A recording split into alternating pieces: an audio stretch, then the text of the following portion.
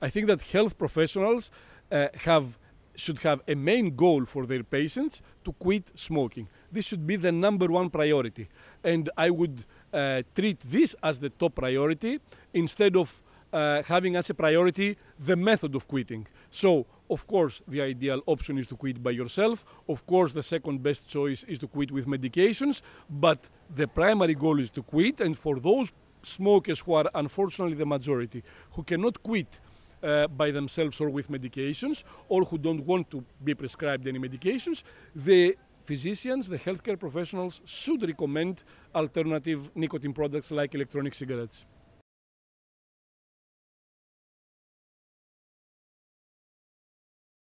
We are not, and we are never going to be, and we must clarify to the public that for every single product ever released, whether it's a consumer product or a medication, there was never a request or a requirement to have long-term epidemiological evidence before releasing the product into the market.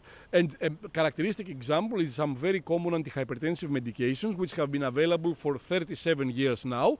And just a few weeks ago, there was a study showing that there is an increased risk for lung cancer in people taking these medications compared to some other antihypertensives.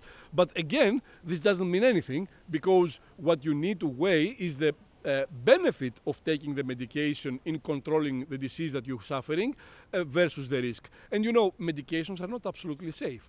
We give them only to patients with disease. And all medications have side effects. But it is the risk-benefit ratio that makes us recommend these medications. The same applies to e-cigarettes. Even if there is some risk, when you talk to a smoker who is smoking continuously and is losing 4 hours of his life for every day that they are smoking, you're not talking about risks of e-cigarettes. You're talking about benefits of making the switch from smoking to e-cigarettes.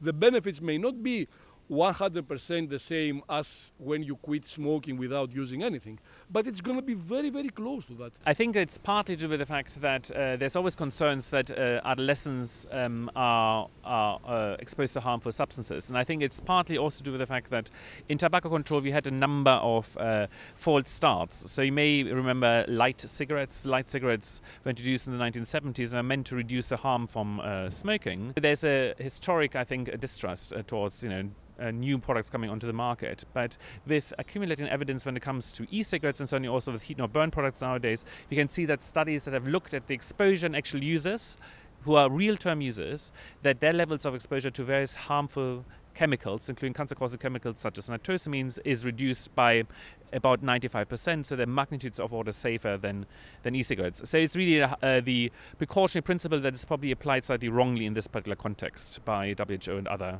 institutions.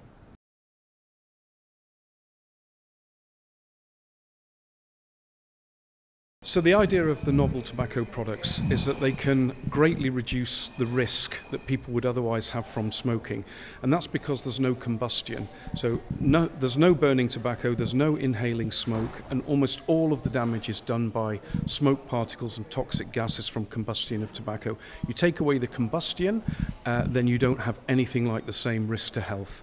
Nicotine is the reason why people smoke.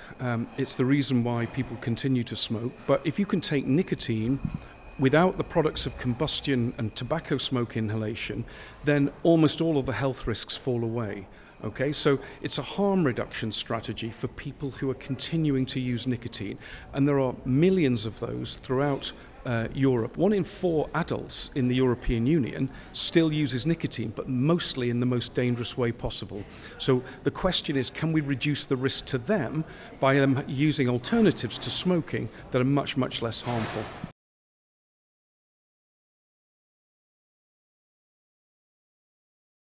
I think they have basically failed to understand what is going on here.